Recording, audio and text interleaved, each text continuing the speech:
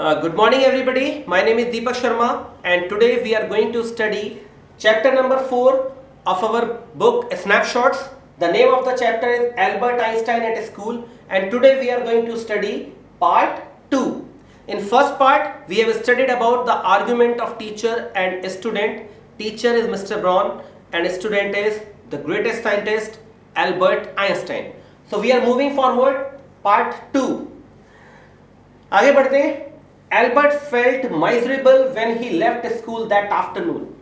Albert साहब को बहुत ही दयनीय बुरा सा लगा जब उन्होंने उस दिन स्कूल को छोड़ा, क्योंकि टीचर ने कहा भाई आपको 1 घंटा एक्स्ट्रा रुकना है, आपको एक पीरियड और अटेंड करना है.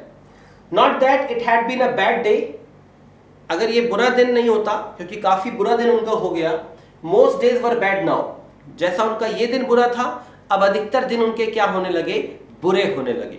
ऐसा होता है कि अगर आप एज ए स्टूडेंट आपका क्लास में दिल नहीं लगता, आपका पढ़ने में मन नहीं लगता, या टीचर्स के साथ आपके टर्म्स अच्छे नहीं हैं और you are not having a very good terms with your colleagues, with your students, with your classmates, so your almost all the days are bad, you don't feel like to go to school, so it happens.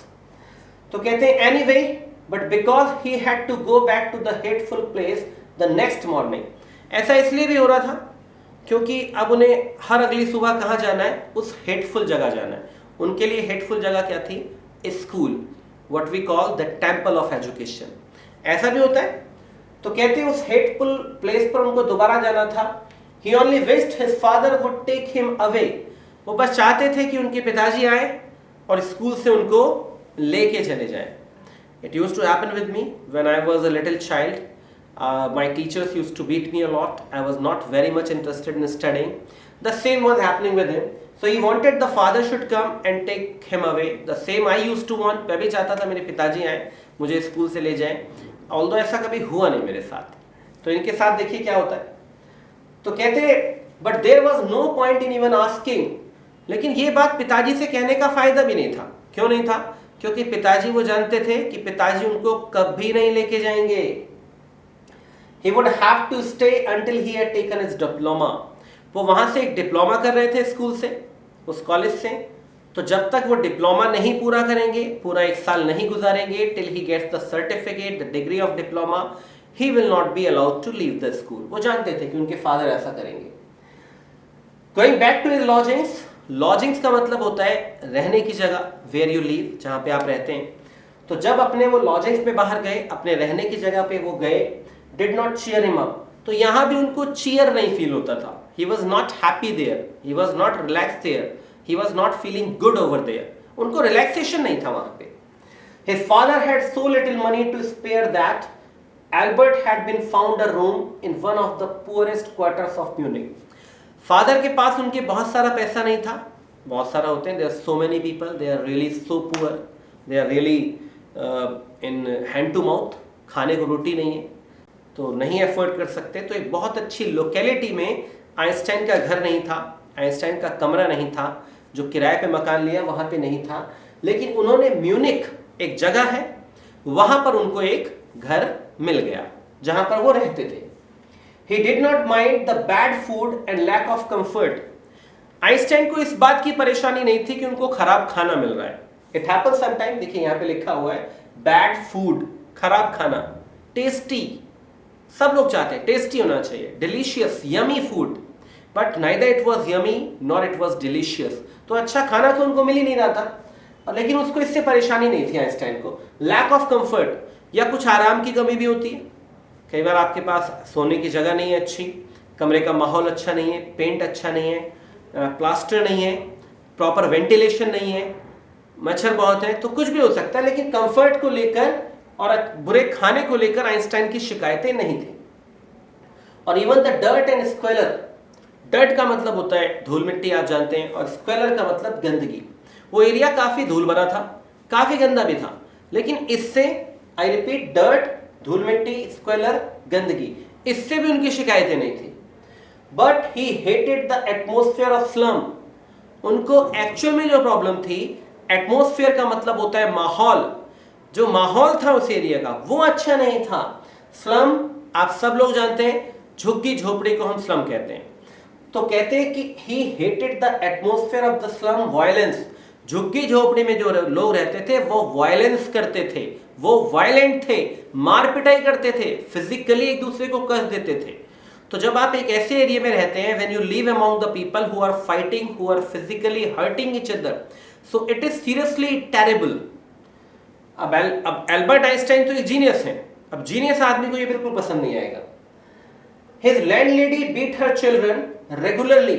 यहाँ पे वो कहते हैं उनकी जो landlady है, मकान मालकिन है, यही मैं आपको बता दूं, किराएदार को हम क्या कहते हैं?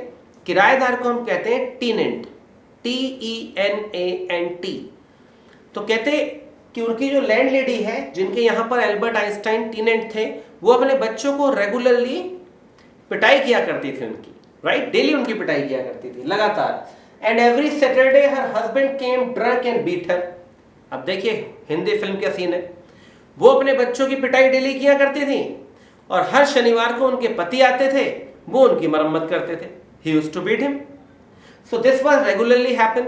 अब जिस घर में आप किराए पे रहते हैं, अगर डेली एक लेडी अपने बच्चों की पिटाई करती है and the husband comes every Saturday and he beats his wife, so condition is quite critical, precarious condition, ये थोड़ा सा टेरिबल होता है। तो वो कहते हैं इसलिए उनको ये जगह बिल्कुल पसंद नहीं थी। Next slide. But at least you have a room of your own. लेकिन कम से कम उनके पास अपना कमरा तो है। Which is more than I can say, said Yuri when he called round in the evening. अब एक नए कैरेक्टर की एंट्री होती है, यूरी। यूरी कौन है? एल्बर्ट के दोस्त है। तो कहते भाई कम से कम आपके पास एक कमरा तो है रहने के लिए, आई कैन से। तो यूरी ये बात कहते हैं। When he called round in the evening, शाम के समय जब उनकी बातचीत होती है आइंस्टाइन से, तो वही कहते हैं at least you live among civilized human beings। वो ये कहते हैं कि कम से कम आप civilized मतलब सभ्य लोगों के बीच तो रहते हैं। even if they are all poor students, चाहे वो सब के सब गरीब स्टूडेंट्स हो।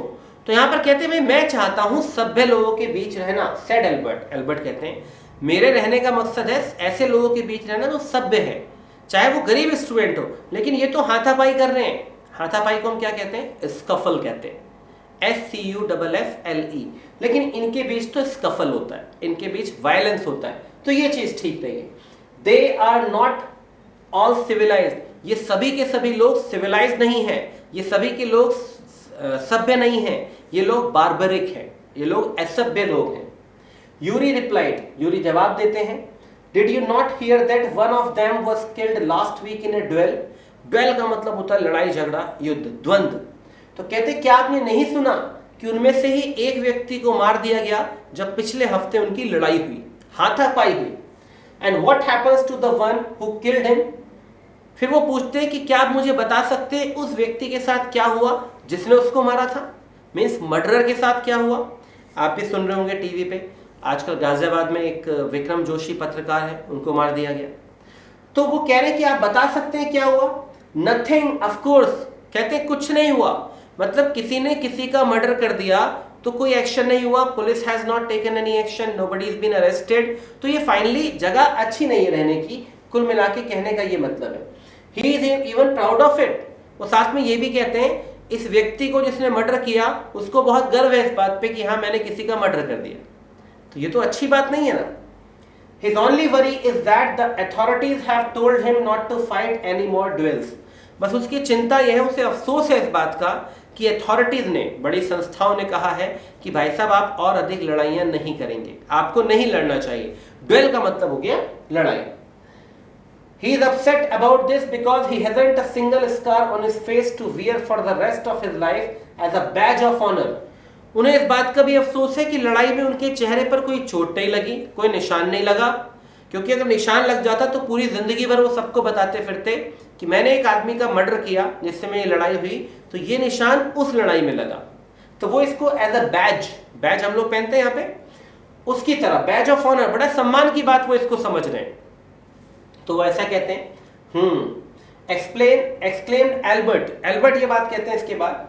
And these are the students, और ये जितने भी विद्यार्थी हैं, जितने भी शिक्षार्थी हैं। Well you will be a student one day, said Yuri. Yuri कहते हैं कि एक दिन आप एक शिक्षार्थी बनेंगे, एक अच्छे स्टूडेंट बनेंगे। I doubt it, said Albert glumly. Albert बिना ज्यादा कुछ बोले हुए कहते हैं मुझे शक है इस बात पे कि क्या मैं कभी एक अच्छा स्टूडेंट बन पाऊंगा। तो इस तरह से वो अपनी बातों को बताते हैं। तो ये एक कॉन्वर्सेशन हुई। यहाँ पे हमने पढ़ा यूरी के बारे में। Yuri is the friend of Einstein, और आइंस्टाइन के बारे में and in which locality he used to live. यहाँ पे आपको करना क्या है, 2 क्वेश्चन बनाने हैं, one about Yuri, one about that locality, and answer that question, write in your fair copy. Thank you so much. God bless you. इसके बाद हम नया पार्ट पढ़ेंगे. Thank you so much.